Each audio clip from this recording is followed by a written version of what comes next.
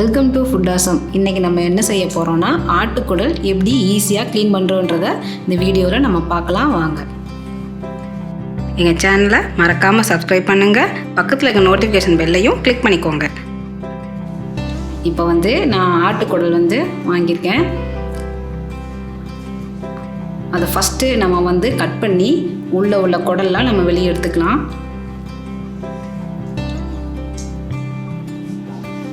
இந்த மாதிரி நம்ம கட் பண்ணி எடுத்துக்கிட்டால் தான் நமக்கு க்ளீன் பண்ணுறதுக்கு ரொம்ப ஈஸியாக இருக்கும்.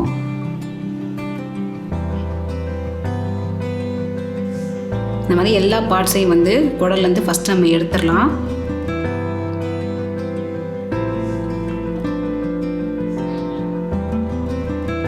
இப்போ நம்ம குடல்லேருந்து எல்லா பார்ட்ஸையும் வெளியே எடுத்தாச்சு.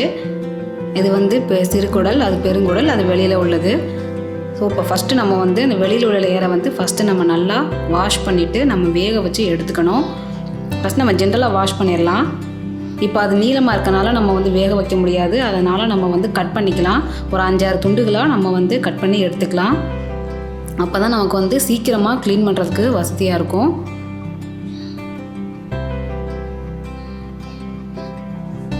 நம்ம பீஸாக கட் பண்ணி போடும்போது தான் நம்ம டீப்பாக க்ளீன் பண்ண முடியும். இந்த மாதிரி நம்ம கட் பண்ணி எடுத்துக்கலாம்.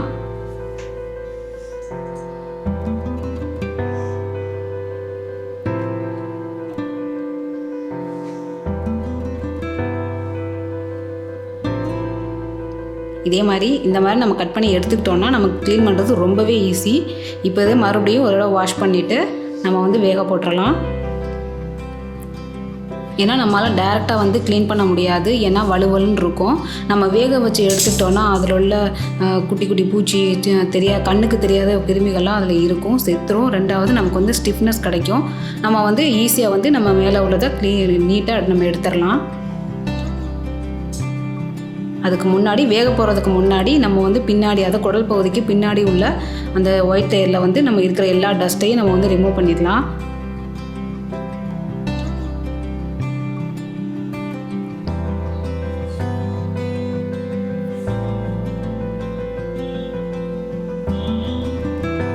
இப்போது எல்லாத்தையும் ரிமூவ் பண்ணியாச்சு. உள்ள அந்த ஒயிட் லேயரில் உள்ளதில் எல்லா டஸ்ட்டையும் நம்ம ரிமூவ் பண்ணிட்டோம்.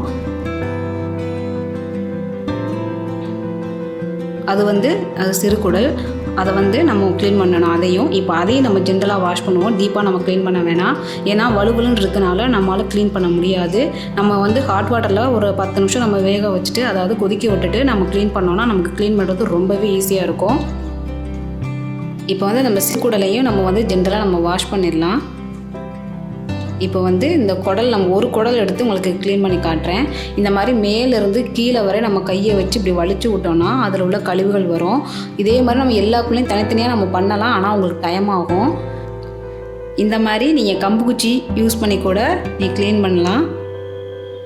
நல்லா நீளமான ஒரு கம்பு குச்சி எடுத்துக்கிட்டு நீங்கள் குடலுக்குள்ளே உள்ளே மாட்டிட்டு நீங்கள் மாதிரி இப்படி எடுத்துக்கிட்டே வந்தீங்கன்னா அந்த குடலோட முனையில் உள்ளே உள்ள கழிவுகள்லாம் வெளியில் வந்துடும். ரெண்டாவது அந்த உள்பாகம் உங்களுக்கு வெளியில் வந்துடும். ஸோ உங்களுக்கு க்ளீன் பண்ணுறதுக்கு ரொம்பவே வசதியாக இருக்கும். ஆனால் இந்த மாதிரி க்ளீன் பண்ணோன்னா நம்ம ஒவ்வொன்றா நம்ம தனித்தனியாக பண்ணணும்.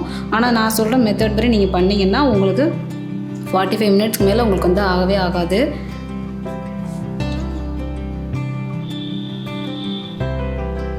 இது பெருங்குடல். இது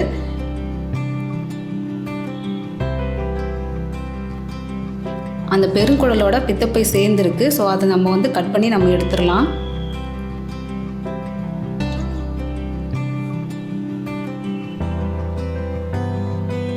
பெருங்குடல் கூட கொழுப்பு சேர்ந்துருக்கு, அதையும் நம்ம தனியாக கட் பண்ணி நம்ம எடுத்துடலாம். இதை பாருங்கள், இந்த லேயராக இருக்குது பாருங்கள். இது அடுக்கு குடல்னு சொல்லுவாங்க. இதையும் நம்ம க்ளீன் பண்ணிடலாம். இதில் வலுவலுன்னு இருக்கும். ஸோ அதை நீங்கள் தண்ணியில் நல்லா வாஷ் பண்ணிடுங்க.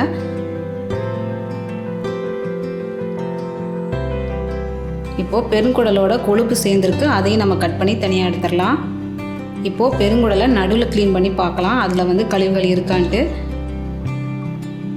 இதில் கழிவுகள் அதிகமாக இல்லை, அதனால் கொஞ்சம் வளவளப்பு தன்மை மட்டும் இருக்குது. அதனால் அதையும் தண்ணியில் நல்லா வாஷ் பண்ணியாச்சு. இந்த மாதிரி நம்ம சுத்தமாக க்ளீன் பண்ணி எடுத்துக்கலாம். பித்தப்பையில் உங்களுக்கு நிறையா கழிவுகள் இருக்கும், ஆனால் சில இதில் இருக்காது. நான் பாருங்கள் இந்த மாதிரி உள்ளே இருக்கும். ஸோ அதையும் நல்லா க்ளீன் பண்ணிடலாம்.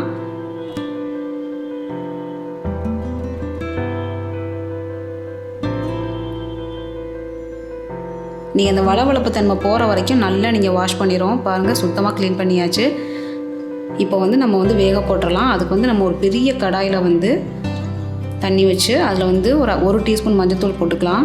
அரை டீஸ்பூன் வந்து உப்பு நம்ம சேர்த்துக்கலாம். உப்பும் மஞ்சத்தூள் எதுக்கு நம்ம போடுறோம்னா குடல் உள்ள தேவையில்லாத அந்த கழிவுகள்லாம் போகிறதுக்காக. ரெண்டாவது மஞ்சள் வந்து உங்களுக்கு ஆன்டிபயோட்டிக். ஸோ அதில் ஏதாவது பூச்சிகள் ஏதாவது இருந்துச்சுன்னா சிறுவும் கொதிக்கும்போது. இப்போ நம்ம வாஷ் பண்ணி வச்சுருக்கிற எல்லா உறுப்புகளையும் நம்ம வந்து இந்த கடாயில் நம்ம போட்டுடலாம். இது வந்து இப்போ வந்து ஒரு 10 நிமிஷம் வந்து நல்லா நம்ம கொதிக்க விடணும் மீடியம் ஃப்ளேமில் வச்சு. பாருங்கள் நல்லா கொதிக்குது பாருங்கள். அந்த குடல்லாம் பாருங்கள் நல்லா சுருங்கிருச்சு. நீங்கள் வந்து 10 நிமிஷத்துலேருந்து ஒரு 15 நிமிஷம் வரைக்கும் நீங்கள் மீடியம் ஃப்ளேமில் வச்சு நல்லா நீங்கள் கொதிக்க விட்டால் தான் அந்த குடலில் உள்ள அந்த மேலே உள்ள கருப்புகள்லாம் வந்து டக்குன்னு எடுக்க வரும். ஆனால் நீங்கள் ஒழுங்காக வேக வைக்கலன்னா அந்த கருப்பு வந்து வராது. இப்போது நல்லா கொதிச்சிருச்சு. நம்ம வந்து ஒரு பிளேட்டில் வந்து நம்ம மாற்றிக்கலாம். நம்ம வந்து கடாயிலேருந்து எடுத்த உடனே நம்ம க்ளீன் பண்ணிடக்கூடாது. நல்லா ஆறணும். அப்போ தான் உங்களுக்கு வந்து டக்குன்னு க்ளீன் பண்ணி முடிக்க வசதியாக இருக்கும். இப்போ பாருங்கள் நல்லா ஆறிடுச்சு. இந்த பாருங்கள் குடல் வந்து வலுவலுன்னு இருந்துச்சுல. இப்போ வேக போட்டோன்னா நல்லா ஸ்டிஃப் ஆகிடுச்சு பாருங்கள். பாருங்கள் நல்லா எப்படி வெந்திருக்கு பார்த்தீங்களா. அது வந்து ஈஸியாக நம்ம எடுத்துடலாம். இப்போ பாருங்கள் ஃபஸ்ட்டு ஒரு நைஃப் அந்த இதை மேலே உள்ளதை அப்படியே விரிச்சுக்கிட்டு கட்டிங் போர்டில் இந்த மாதிரி நீங்கள் நைஃபை வச்சு இந்த மாதிரி எடுத்திங்கன்னா உங்களுக்கு வந்து அப்படியே சுத்தமாக வந்துடும். உங்களுக்கு இல்லை உரிக்கிற மாதிரி உங்களுக்கு வந்துருச்சுன்னா அது ரொம்பவே ஈஸி. டக்குன்னு உரிச்சிடலாம். இது கொஞ்சம் பெருசாக இருக்குது, நான் கட் பண்ணிக்கிறேன். பாருங்கள் இந்த மாதிரி நைஃபை வந்து நல்லா அந்த இப்படியும் உரிச்சு நம்ம எடுத்துக்கலாம். நீங்கள் வந்து 15 நிமிஷம் நல்லா நீங்கள் வேக போட்டுட்டிங்கன்னா அப்படியே உங்களுக்கு அப்படியே உரிச்சிக்கிட்டு தன்னால் வந்துடும்.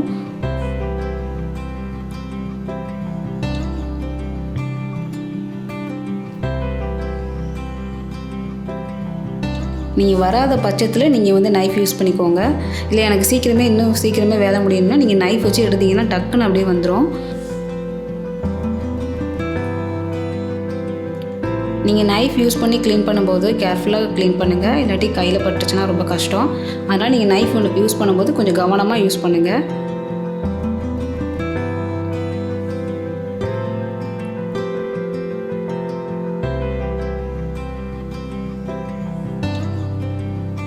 இந்த மாதிரி நம்ம வந்து கண்டினியூஸாக நம்ம வந்து ஸ்க்ரப் பண்ணோன்னா உங்களுக்கு அந்த மேலே உள்ள அந்த கருப்பு கலர் உள்ளது எல்லாமே உங்களுக்கு வந்து கம்ப்ளீட்டாக உங்களுக்கு வந்துடும்.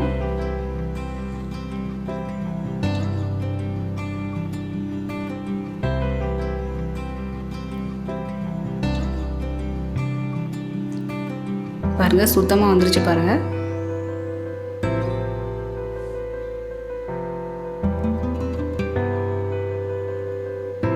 பாருங்கள் சுத்தமாக எடுத்தாச்சு பாருங்கள். உங்களுக்கு உரிக்கிற மாதிரி வந்துச்சுன்னா டக்கு நீங்கள் எட்ஜில் கை வச்சு நீங்கள் இப்படி இழுத்தீங்கன்னா அப்படி இந்த கருப்புகளோட லேயர் வந்து அப்படியே தனியாக எடுத்துகிட்டு வந்துடும்.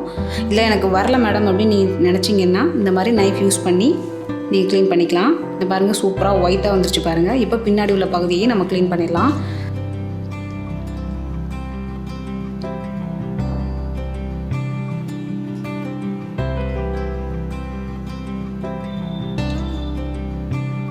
அந்த பக்கமும் நீங்கள் நைஃபை வச்சு லைட்டாக நீங்கள் ஸ்க்ரப் பண்ணிங்கன்னா தேவையில்லாத அந்த கழிவுகள்லாம் வந்துடும். பாருங்கள் சூப்பராக வந்துருச்சு பாருங்கள். சூப்பராக க்ளீன் பண்ணியாச்சு.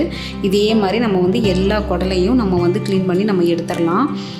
இது வந்து சிறுகுடல் கிடையாது. வெளியில் உள்ள அந்த கருப்பு கலரில் இருந்துச்சுல்ல அதை ஃபுல்லாக நம்ம இந்த மாதிரி க்ளீன் பண்ணி நம்ம எடுத்துக்கலாம்.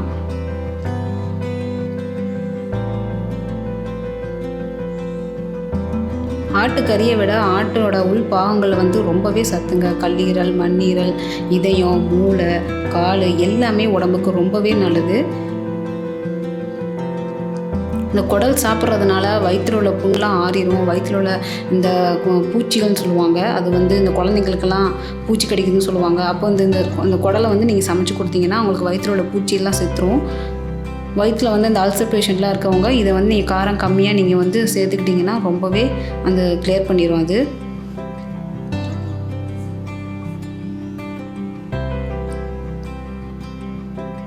இது நீங்கள் வந்து மாதம் ஒரு தடவை நீங்கள் வந்து சேர்த்துக்கிட்டிங்கன்னா உங்களுக்கு ரொம்ப நல்லது.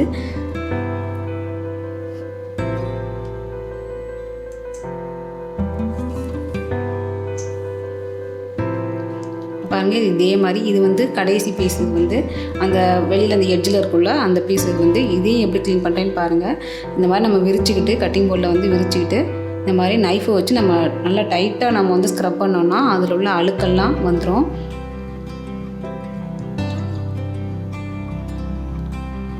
அருவாள் மனை வச்சுருக்கவங்க நீங்கள் வந்து நான் இப்படி ஃபிஷ் க்ளீன் பண்ணுற மாதிரி நீங்கள் க்ளீன் பண்ணிட்டீங்கன்னா அந்த ஸ்க்ரப் அந்த மேலே உள்ள அந்த கருப்பு கலர் எல்லாமே வந்துடும். எங்கிட்ட அருகாமனை இல்லை, அதனால் நான் நைஃப் யூஸ் பண்ணிக்கிறேன். இப்போ நீங்கள் நைஃப் யூஸ் பண்ணும்போது கவனமாக யூஸ் பண்ணுங்கள், கையில் பற்றாமல்.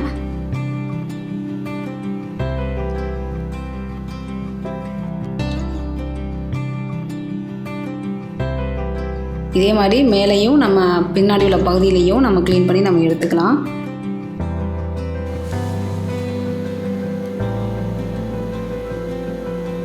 இந்த மாதிரி நீங்கள் அழுத்தி க்ளீன் பண்ணும்போது அந்த கழிவுகள்லாம் வந்துடும். இந்த பாருங்கள் எவ்வளோ பியூராக நீட்டாக க்ளீனாக வந்துருச்சு பாருங்கள். இப்போ அடுத்து வந்து நம்ம சிறுகுடல் க்ளீன் பண்ணிடலாம். க்ளீன் பண்ணுறதுக்கு முன்னாடி நம்ம வந்து 1 இன்ச் அளவில் நம்ம வந்து கட் பண்ணி எடுத்துக்கலாம்.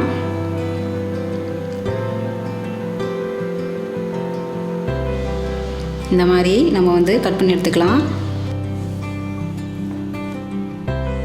இப்போ பாருங்கள் நம்ம வந்து வேக போட்டதுனால குடல் வந்து எவ்வளோ ஸ்டிஃபாக இருக்குது பாருங்கள். நமக்கு நறுக்கிறதுக்கும் ஈஸியாக இருக்கும். இதே மாதிரி நம்ம 2 குடலாக சேர்த்து நம்ம வந்து கட் பண்ணிடலாம். நீங்கள் வந்து வேக போடாமல் க்ளீன் பண்ணிங்கன்னா வலுவலுன்னு இருக்கும், உன்னால் கட் பண்ண முடியாது. இந்த மாதிரி நீங்கள் இழுத்து பார்த்தீங்கன்னா ஸ்டிஃபாக இருக்கும். இப்போ பாருங்கள் எவ்வளோ ஈஸியாக இருக்குது பாருங்கள் கட் பண்ணுறதுக்கு. இதே நம்ம வந்து வேகப்படாமல் நம்ம கட் பண்ணோன்னா கட் பண்ண முடியாது.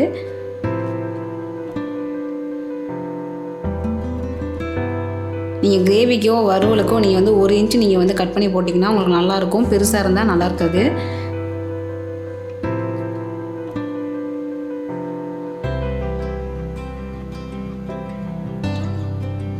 இப்போது எல்லாத்தையும் நறுக்கியாச்சு.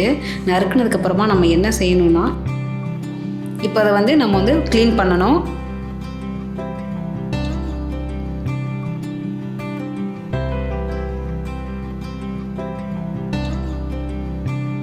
நான் வந்து கொஞ்சமாக இருக்கிறனால பாத்திரம் வந்து சின்னமாக எடுத்துக்கிட்டேன். நீங்கள் நிறையா இருந்ததுனால நீங்கள் பெரிய பாத்திரமாகவே எடுத்து நீங்கள் க்ளீன் பண்ணிக்கோங்க. இந்த மாதிரி நம்ம தண்ணியை ஃபில் பண்ணிவிட்டு 2 கையால் நம்ம வந்து தேய்ச்சி நம்ம க்ளீன் பண்ணணும். அப்போ தான் உள்ள கழிவுகள்லாம் வெளியில் வரும். அந்த பாருங்கள் தண்ணி எவ்வளோ கலர் மாறி இருக்குன்ட்டு. இதே மாதிரி நம்ம ஒரு 5 to 6 டைம்ஸ் வந்து நம்ம வாஷ் பண்ணணும். அங்கே பாருங்கள் எவ்வளோ கழிவு இருக்குது பாருங்கள். இதே மாதிரி நம்ம 5 to 6 நம்ம பண்ணிட்டோம்னா சுத்தமாக எந்த கழிவுமே இருக்காது. 2 கையை வச்சு நல்லா நம்ம தேய்க்கணும். இப்போது நான் 6 டைம் வந்து நான் வாஷ் பண்ணிட்டேன். பாருங்கள் சுத்தமாக க்ளீன் பண்ணியாச்சு. நீங்கள் அப்படி அந்த சிறுகுடலை நீங்கள் பார்த்தீங்கன்னா உள்ளே பளிச்சுன்னு இருக்கும் உங்களுக்கு. பாருங்கள் சுத்தமாக உள்ள க்ளீனாக இருக்குது.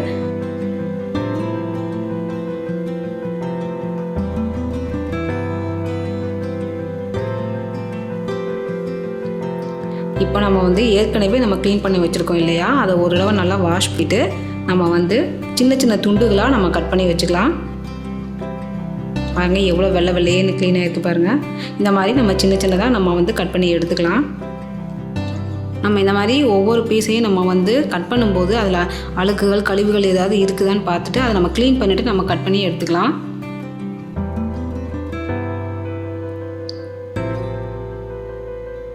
எனக்கு கழிவு இருக்க மாதிரி தெரிஞ்சது, அதனால் நான் ஒரு தடவை நல்லா நைஃப் வச்சு ஸ்க்ரப் பண்ணிவிட்டு நான் வந்து க்ளீன் பண்ணிவிட்டு கட் பண்ணிக்கிறேன். இதே மாதிரி நம்ம எல்லாத்தையும் சின்ன பீஸ்களாக நம்ம வந்து கட் பண்ணி நம்ம எடுத்துக்கலாம். அப்போ தான் நம்ம வந்து குடல் குழம்போ வறுவலுக்கோ எல்லாத்துக்குமே வந்து பீஸ் வந்து சின்னமாக போட்டால் தான் நல்லாயிருக்கும். இப்போ பாருங்கள் சூப்பராக குடல் க்ளீன் பண்ணியாச்சு. இதே மாதிரி நீங்களும் குடல் வாங்கி க்ளீன் பண்ணி ட்ரை பண்ணி பாருங்கள். இந்த வீடியோ உங்களுக்கு பயனுள்ளதாக இருக்கும் நான் நினைக்கிறேன். ஸோ அந்த வீடியோ பிடிச்சிருந்ததுன்னா ஃப்ரெண்ட்ஸுக்கு ஷேர் பண்ணுங்கள், லைக் பண்ணுங்கள். நன்றி.